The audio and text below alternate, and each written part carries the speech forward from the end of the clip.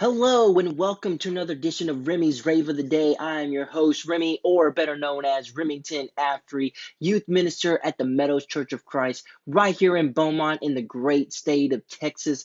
The word that we're going to be raving about today is the word rock.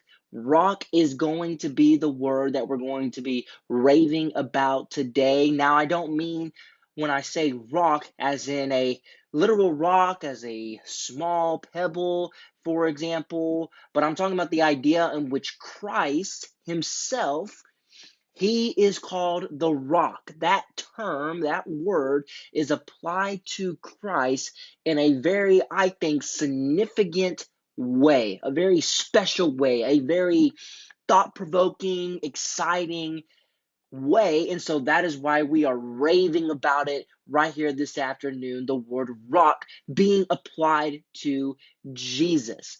And where this is found, only place in which this is applied to Jesus in this very significant way is in First Corinthians chapter 10. In First Corinthians chapter 10, in verse number 4, Jesus is called the rock. And I'm sure you're probably wondering, well, why is that?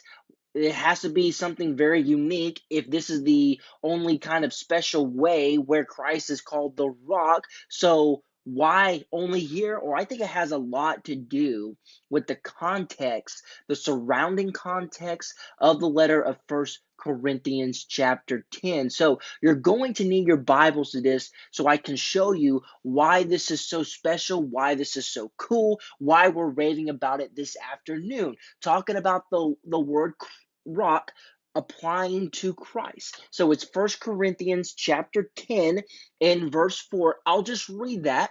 It's going to be kind of weird because it's in the middle of a thought here, but we'll figure all that stuff out and why it's in the middle of a thought here. But it's initially in First Corinthians chapter 10 in verse number 4. And so it says, and all drank from the spiritual or from the same spiritual drink, for they were drinking from a spiritual rock which followed them, and the rock was Christ. There we have that first occurrence of the word rock being applied to Jesus. Now, again, I said this is the only place where this idea of a rock is identified as Jesus, rock is applied to Jesus. I think you still have a little bit of rock being applied to Jesus if you were to go to First Peter chapter 2, where it does describe Jesus as a rock of offense, or at least that's how the Jews saw Jesus. He was a rock of offense. That's why they viewed him, his plan, as a stumbling block. But right here, it's pretty special because I think of the context around First Corinthians chapter 10 and what Paul is saying here. So let's get into that and why we're going to rave about that today.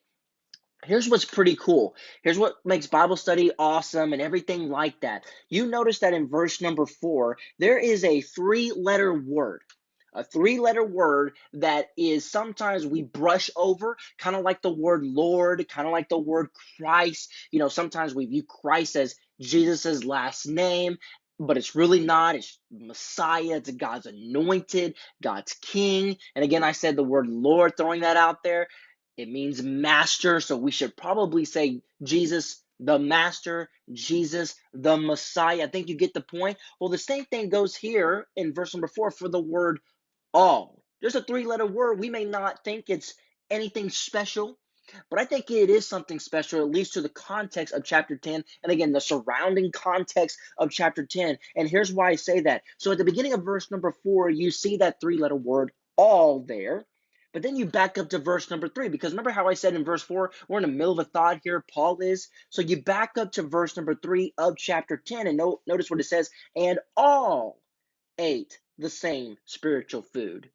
Okay, so he's already mentioned that twice.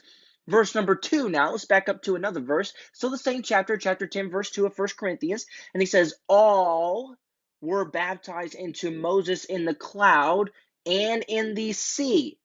So we have it again. Back up to verse number 1 of chapter 10. For I do not want you to be unaware, brethren, that our fathers who were all under the cloud and all passed through the sea. So he's repeating this word, this three-letter word, all. Why is that so significant? Because again, it's just a three-letter word, right? Well, I think it's more than that. Because if you go back to the previous chapter, chapter 9, at about verse 24, chapter 9, verse 24, we've heard of this illustration in which Paul is bringing up, trying to prove the point of being self controlled, being disciplined as far as a Christian. So if you go back to chapter 9 and verse 24, notice how it says this: Do you not know that those who run in a race all run, but only one receives the prize? Run in such a way that you may win. So he says it back in chapter 9, verse 24. All of us who are running a race, we are all running. And then he goes into chapter 10 and he repeats this three-letter word, all. And of course, we know if you go back to verse number 1 of chapter 10, it talks about our fathers, which is the Israelites. So all of them went under the cloud. Verse 1, all of them passed through the sea. Verse 2, all of them were baptized in into Moses. Verse 3, all ate the same spiritual food. Verse number 4, all drank from the same spiritual rock. So when you look at that pattern of that three-letter word, all, I think you can make a connection from what is being said in chapter 10 and the opening verses of chapter 10 to verse 24 of chapter 9. Here's how you would do that. Here's the connection. When Paul says, do you not know that those who run a race all run? The Israelites, they were running a race. Every single one of them were in a race. Spiritually speaking, of course, they were running. And you could say, I think too, now that I'm thinking about it, literally, right? They're all running to the promised land. They're all running there.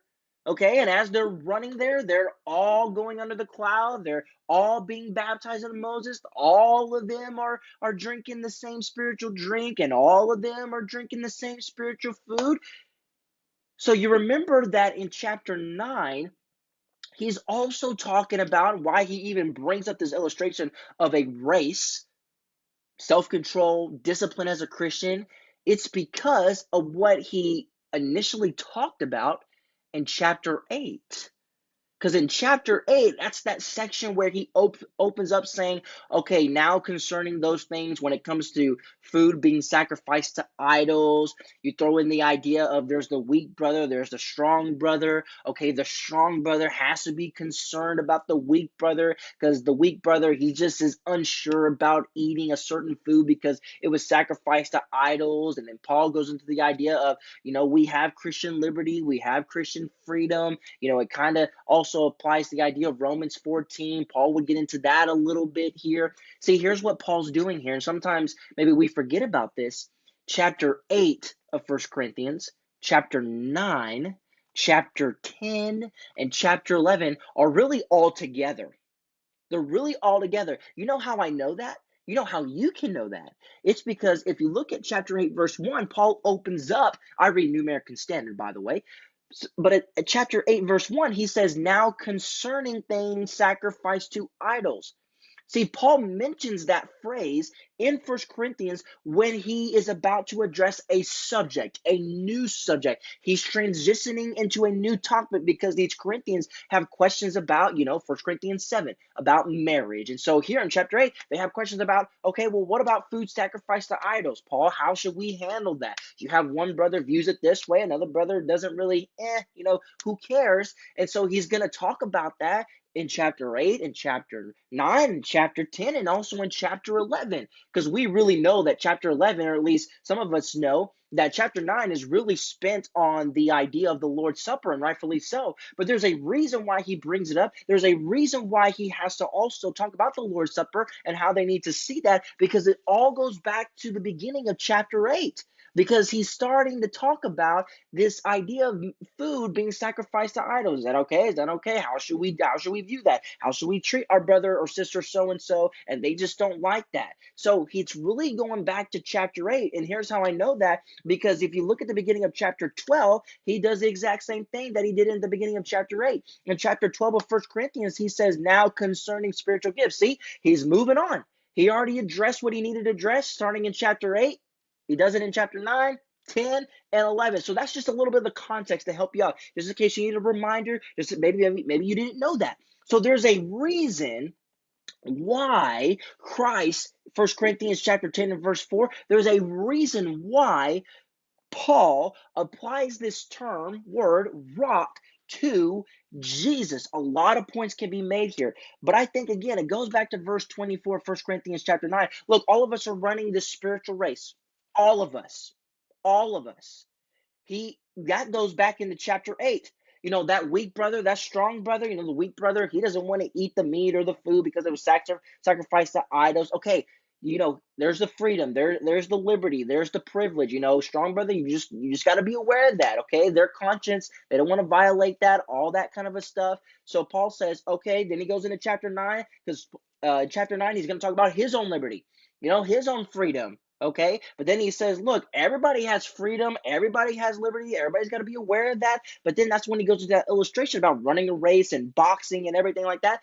So he says, both weak and strong, brother, you guys both got to be disciplined, though. You guys got to have control in your own lives because everyone's running a race. And then that's when he brings up in chapter 10 the Israelites. They themselves, you could say some of them were strong brothers, and maybe there were some who were weak brothers. They had a good privilege. They had great liberties, because you think about the Jewish mindset of thinking, oh yeah, God chose us. We're the nation of Israel. He didn't choose so-and-so over there. He didn't choose so-and-so over there. Oh, he chose us. Oh, we're special. Oh yeah, we got it going on. Chapter 10, 1 through 4, they probably were thinking, oh yeah, we're baptized into Moses, we're walking under the cloud, we're passing through the sea, everybody's drinking from the same spiritual drink, everybody's eating the same spiritual food. So they're carrying themselves in such a way like that. And then all of a sudden, look what verse 5 says of chapter 10. Nevertheless, with most of them, God was not well pleased, for they were laid low in the wilderness. And then verse 6. Now these things happen as an example for us, so that we would not crave evil things as they also crave. Verse 7, do not be idolaters. It's interesting how Paul says in chapter 9, verse 24, all. And then right in the beginning of chapter 10, he mentions that three-letter word again, all. And then right in verse number 5, he says, but most of them. So we go from all to most of them. So how is that fitting in all together? Some of those Israelites took their liberty, their privilege for granted. Arrogance, pride. So he's telling these Christians in Corinth, you strong brothers, don't be acting like that. Because we have an example of people who did act that way, and look how it turned out for them, aka the Israelites. Verse 6, they left us an example. And their example is, don't you dare be prideful, don't you dare be idolaters. It's great we have freedom, it's great we have privilege. Do not take advantage of that. Do not do that. So therefore, he says, going back into chapter 8, I would say in verse 13 of chapter 8, 13 chapter 8, therefore if food causes my brother to stumble, I will never eat meat again, so that I will not cause my brother to stumble. There you go. Don't cause your brother to stumble. But these people in chapter 10, Paul brings up the illustration of the Israelites, they got so cocky, they got so prideful that they thought, oh, well, we can't fall. There's no way. There's no way. We all drink the spiritual food. We all from the rock. We all eat it. We all did this together. But then Paul says, yeah, but some of them, they didn't go into the promised land because of that attitude, because they took advantage of their own liberty. They took advantage of their own privilege, being chosen by God to be a holy nation. We all know it, so on and so forth. So Paul says, you Corinth Christians, learn from them, Israelites. Don't you dare treat your weak brother that way. If it causes him to stumble, quit doing it. Quit provoking him that way. You don't need to be doing that. And here's how I know all this flows together, not just the things I just showed you previously, but you notice this, I would say in verse number 18 of chapter 10, verse 18 of chapter 10, it says, look at the nation of Israel. Remember, he just said that back in verse 6. Look, they left us an example. He says it again in verse 11 of chapter 10. Now these things happened to them as an example, and they were written for our instruction, upon whom the ends of the earth have come. Verse 12 says, therefore let him who thinks he stands take heed that he doesn't fall. See, don't think just because you have all the liberty and privilege, don't you dare take advantage of that, because the Israelites did take advantage of that. So then he says again in verse 18 to the Corinth Christians, look at the nation of Israel here. Are not those who eat the sacrifices sharers in the altar? What do I mean then? Verse 19 says, that a thing sacrificed to idols is anything, or that an idol is anything. See, he just said that in chapter 8, didn't he? That's what introduced this whole entire subject about things being sacrificed to idols. So see, that's why Paul still has chapter 8 in his mind. He's not done talking about what he first introduced in chapter 8. He's just continuing the thought, applying it to himself in chapter 9. And then in chapter 10, he brings it to an example of the Israelites. But we go on in chapter 10, verse 20. He says, no, but I say that the things which the Gentiles sacrifice, they sacrifice to demons and not to God. And I do not want you to become sharers in demons. And then he says in verse 21, you cannot drink the cup of the Lord and the cup of demons. You cannot partake of the table of the Lord and the table of demons. Or do we provoke the Lord to jealousy? We are not stronger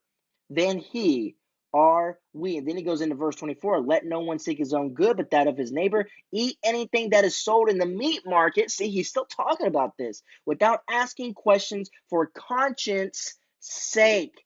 For conscience sake, he says the exact same kinds of terminology in verse 28 and verse 29. He's saying, look, those Israelites, they were idolaters. So he says, don't be idolaters. They partook of the table of the Lord, but they also took in the table of demons, idolatry. So he says, don't be like them. So here's how we work our way around 1 Corinthians chapter 10, verse 4, and the rock being applied to Jesus. He says, look, they all took of that same spiritual drink from the rock. Now, if you don't remember, this is Paul has in his mind the incident in the wilderness. They were thirsty. The Israelites were complaining, man, we got nothing to drink here. God led us to die. Moses, we don't like you. Aaron, we don't like you either. You're the leader of the people. You're letting us die out here. So God said, all right, let's provide water. And yeah, the manna comes in, the food too also comes into play. But just strictly speaking to this idea of rock and everything, remember, first, God says that, look, I want you to strike the rock. He strike it, and then boom, here comes the water. But then a second time when they were needing water, God told Moses, look, speak, so that the water can come out. Speak to the rock. Don't strike it this time, but speak it. Moses didn't do that. He struck it just like he did it the first time. And then because of that, Moses didn't get into the promised land, everything like that. But Paul is saying that rock in the wilderness, he says in verse 4, that spiritual rock followed them. So that's why we have two occurrences in the Old Testament of water coming out from the rock. It says that rock followed them, the Israelites. And he says in verse 4, that rock was Christ. You know what that means? It means that Christ, yeah, he's called the rock here, but that also means that Christ was in the wilderness wanderings. That's what that means. It means Jesus was there. And it brings up another interesting point. Sometimes we think, okay, it was just God in the Old Testament. Here comes Jesus, Matthew, Mark, Luke, and John, and then Acts, really just the Holy Spirit. And that's generally right. But folks, we have to remember there are some instances in the Old Testament where Jesus was there in his pre-incarnate form. Before Jesus took on flesh, Jesus was there in some of those incidents of the Old Testament, those stories in which we're familiar with. I think, for example, he was there, not saying God wasn't there anymore, but I think there was God and then there was Jesus at the burning bush in Exodus chapter 3. I think Jesus was there. If you back up a little bit further in the book of Genesis, those three strangers who visited Abraham, I think he might be in there. I think Jesus is also there in Genesis chapter 22 when the angel of the Lord stopped Abraham from sacrificing his son Isaac upon the altar on the mountain. I think he was there because there's something very unique, very special to the Old Testament scriptures when it comes to the idea of the angel of the Lord. The angel of the Lord refers to deity of some kind. I think that's Jesus there. And so what I'm saying is the reason why Paul grabs this term, this word rock, and he says, this is Christ. Number one, Christ was in the wilderness. He was in the Old Testament scriptures, and Christ was with them. It followed them. He followed them, which means the Israelites experienced somehow, some way, the ministry of Jesus, not just God, but the ministry of Jesus. All of them, the Israelites, all of them, right? 1 Corinthians chapter 9, verse 24, all of them were running this race. They were all baptized into Moses, all drinking the spiritual food or drinking the spiritual drink, eating the spiritual food. All everybody was having a good time. They had the freedom to do this and the privilege to do this. But look what happened to them. They were so prideful, so arrogant that their freedom, their privilege of being the nation of Israel, it turned into idolatry. And Paul says, this is an example for us, Corinth Christians. This is an example for us, Christians. Do not be like the Israelites. Don't be like them. All of us are running a spiritual race. Therefore, all of us have to be spiritually disciplined. All of us have to have this self-control. If our weak brother doesn't like this, do not make him stumble. Then stop doing that stuff. Stop doing that stuff. There is an example for all of us. All of us has drinking the spiritual drink from Christ, Christ being the rock. We've all drank it, but we shouldn't use that and take advantage of that to violate the freedom and the privilege that we have. It's wonderful to have freedom. It is a privilege to be a Christian. We have great Christian liberties, but you know what? Just because you have all that doesn't mean you're safe. It doesn't mean you're safe. That's why Paul says in verse 5 of chapter 10, he goes from all, then he goes into verse 5, but most of them, God was not well pleased. See, they were a little bit cocky. They were a little bit prideful in that. And that's why Paul says in verse number 12 of chapter 10, therefore, let him who thinks he stands take heed that he does not fall. Just because you think you're saved doesn't mean you are probably not actually saved. That's why you got to have self-control. That's why you got to have discipline. Even though we have the freedom to do this, we have the freedom to do that.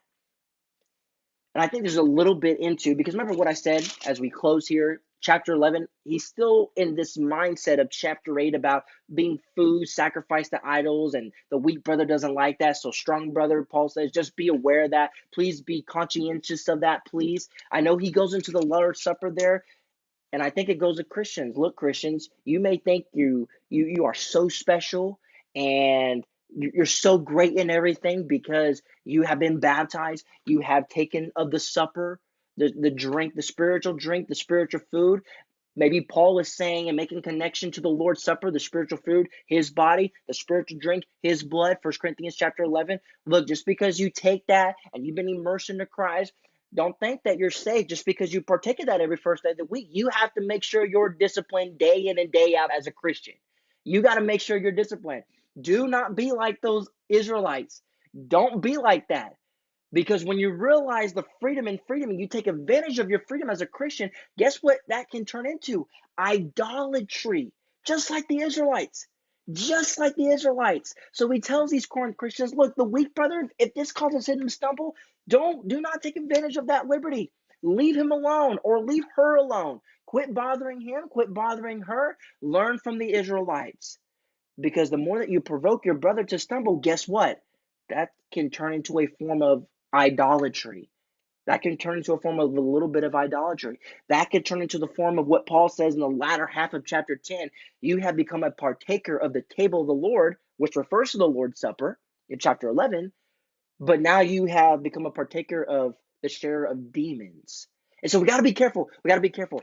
This is a very unique and special way how Paul, the Bible, applies this term rock to Christ. Number one, Christ was there in the Old Testament. He was following them in the wilderness. Israelites experienced the ministry of Christ some way or fashion. Just not God there, but Jesus was there. As Christians, we partake of that same drink. We partake of that same spiritual food via the Lord's Supper, his body, his blood. We have the liberties and freedoms to do this and to do that, Paul says, but do not take advantage of that. Do not take that for granted. It's great to have Christian liberty. It's a privilege to be a Christian, but you still got to be disciplined. You still got to be disciplined. You still got to have self-control. Everybody's running this race. Everybody, we're all doing this as a Christian. We're all doing that as a Christian. But you know what? There are some brothers, some sisters who are weak. 1 Corinthians chapter 8. There are some who are weak. And the strong brothers, the strong sisters, you got to be aware of that. You got to be aware of their conscience. You got to be aware of what's stumbling, okay? Even though you have the freedom, you have the privilege to do this or do that, okay? Because we cannot think that we're safe just because we do this and we do that. But it is special. It is so cool that we have the freedom, the privilege to partake of the spiritual food, the spiritual supper being the Lord's Supper. His body, we partake, his cup, or his blood, which we partake of the cup. It is so cool. So cool how Paul applies this term rock to Jesus.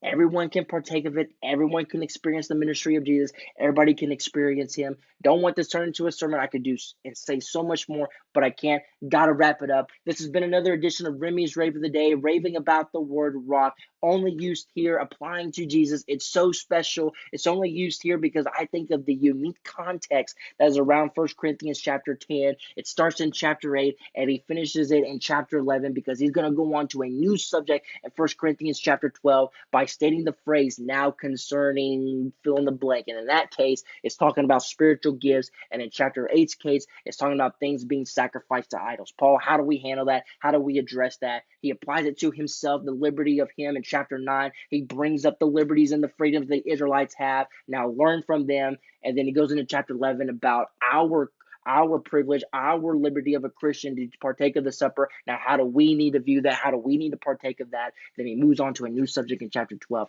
This is so cool. This is so fascinating. This is why the Bible is so beautifully connecting within itself, because it proves the inspiration of God. And so that's why we want you to understand. Bible's so cool. It's fascinating and thought-provoking, something to rave about. So therefore, please consider liking and also sharing our video, as well as liking and sharing our page. Again, I've been your host, Remy, or better known as Remington Afree, youth minister at the Meadows Church of Christ, right here in Beaumont in the great state of Texas. Please come see us. Please come visit us. We want you to come see us. Come visit us. Sunday mornings we worship at 9:30 a.m. Then we have Bible class at 11 a.m. We meet together on Sunday evenings at 5 p.m. We meet in the middle of the week at 6:30 p.m. Please again come see us. We love to see you. Our address is 9195 Dishman Road. 9195 Dishman Road. Want to give a couple of shout outs on May 8th. May 8th, we're having a friends and family day. Everybody's welcome. We're going to have great food, inflatables, snow cones, the face painting, all that kind of a stuff.